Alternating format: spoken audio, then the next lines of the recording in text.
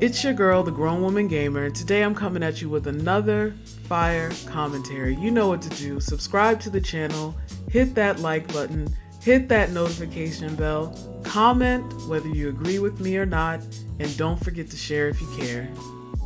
Today we're going to be talking about Giannis Antetokounmpo, none other than the Greek freak himself.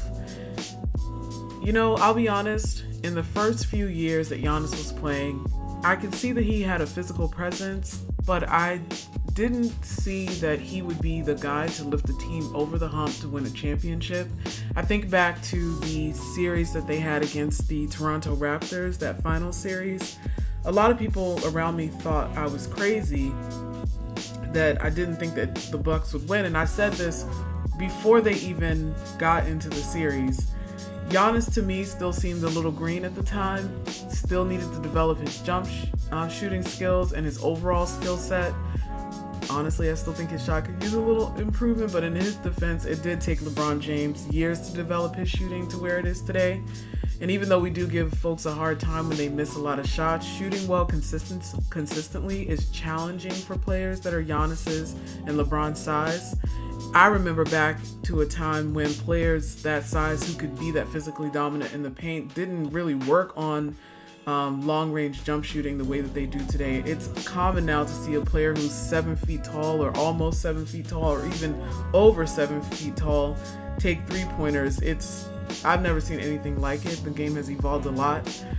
Players like Giannis back in the day could easily just kind of sit back in the paint and take advantage of players that were either smaller or weaker than them. And there was no denying, especially by year 3, that Giannis was one of the most physically dominant players in the NBA. I even remember back to a conversation I had with a friend when I was watching the game with them. I said, Giannis might be that guy. You know, he might be next up to be the guy who everyone's going crazy over. I don't think that day has come, even though they won a championship, and maybe we'll talk about why today. But I can say this. Giannis, like I said, is one of the most physically dominant players in the NBA. He's virtually unstoppable. The best thing that you can typically hope for, unless he's truly off, is that you slow him down. Add to that, he's fearless. He's not graceful like Kobe Bryant or Michael Jordan, but he's willing to take big shots, and even when he misses, he'll get right back in that same spot and he'll shoot another one. So you have to respect the cojones on Giannis. That fearlessness comes in handy because a lot of people are afraid of letting folks down or being the reason why the team didn't win, or just maybe don't have that confidence. So seeing a player that confident, you have to respect it. But even when I saw this team go up against the Toronto Raptors, I really felt that Kawhi Leonard, who's deceptively fast, deceptively strong, has excellent footwork, has that clutch gene. He's always kind of calm. People joke and call him a robot or whatever. But he's just very calm, very in control. He's elite defensively, and you can't discount him playing under Popovich for as long as he did, who's arguably one of the best coaches to ever coach in the NBA. But I thought that the Raptors would win because I know that a 7-game final series comes down to a great deal more than what Giannis was bringing to the table at the time. And so I was right, and you can argue that there are some other very specific reasons why they were able to win against the Suns, but in that series versus the Suns, I could see a light bulb go off for Giannis. That moment of realization when you recognize that there is literally no one on the other team that can guard you, and that you can take advantage of the fact that because they can't guard you, when they're attempting to, they're likely to foul you and get in foul trouble. And so he was able to consistently get people in foul trouble, along with some of the other players on the team. And that made it harder and harder for the Suns to win, and things just started breaking down.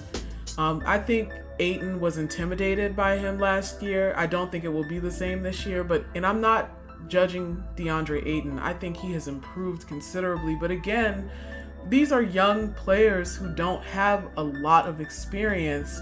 And last year that came into play. Giannis's experience fighting for a championship, getting all the way to the Toronto Raptors, having it right there in your hands and then it just slips out. I think that helped to motivate him in a different way and to help him realize that winning is about so much more than your physical body. It's about a mentality. It's about that confidence.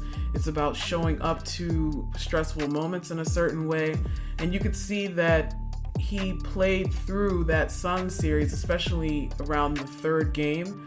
And it is what it is. We all know what happened. But even with all of that, after winning a championship, I don't know if I would personally consider Giannis the face of the NBA. And the question is why? Well, the first thing that I'll observe is that Giannis, to me, does not strike me as a player who loves a ton of attention. His focus is on his family, on supporting his brothers and his mother and his partner and their children. And he seems very family oriented, which is beautiful to see. And he is very focused on playing basketball for the Milwaukee Bucks. And the reason why I say it, I qualify it in that way, is because I've heard that when other players would ask Giannis to come work out with them, I'm talking about players that are not on the Bucks, he would not take the invitation because he felt that he was essentially consorting with the quote-unquote enemy. I think that when you become the face of the NBA, it's about a lot more than just, again, your basketball play. It's about it's a popularity contest, and it's also a bit political because we're talking about money. LeBron James, to me, is still the face of the NBA. I know people will get at me at this, but at the end of the day, if there's a map out there, I think I'll post it in this video that shows jersey sales, or the most purchased jersey in every state in America. And LeBron James' jersey is selling more in places where he has never played basketball. Now, I think it would be hard for a player like Giannis to compete with a player that's already won the hearts and minds of this country and of maybe even the world. But still, you would think if a player is as dominant as he is wins as much as they do, and who's already won a championship and is the one to beat this year, whether or not or why he wouldn't be considered the face of the NBA. And I question whether or not Giannis will ever be the face of the NBA, maybe because there are certain aspects of popularity with social media that he doesn't engage in at all. I think people want to know a little bit more about you. People want to get to know you a bit more, and maybe the market that he's playing in doesn't really lend to becoming the face of the NBA. Milwaukee, unlike New York teams and even a team in obviously California, they have a certain their brands are amplified by the markets they're in. I guess I would say it that way. But will Giannis ever be the guy that people can't stop talking about? Or does he even want that kind of fame? Honestly, I don't know, but I do know this. If the Milwaukee Bucks repeat this year, it will be hard not to look at them that way. And even though I don't think this will happen, but anything is possible. If they win 3 in a row, then people will literally have to take him seriously in that way. Will that happen? To me, that's very doubtful. But anyway, those are my thoughts. I really appreciate you guys. Thank you so much for listening to my video. Subscribe to my channel. Help your girl reach 1,000 followers. Hit that notification bell. Hit that like button. Comment whether you disagree with me or not. I will try to reply to as many comments as I can. Please stay blessed, stay healthy, and I hope that everyone's having a great week. And don't forget to look out for more fire commentary coming soon.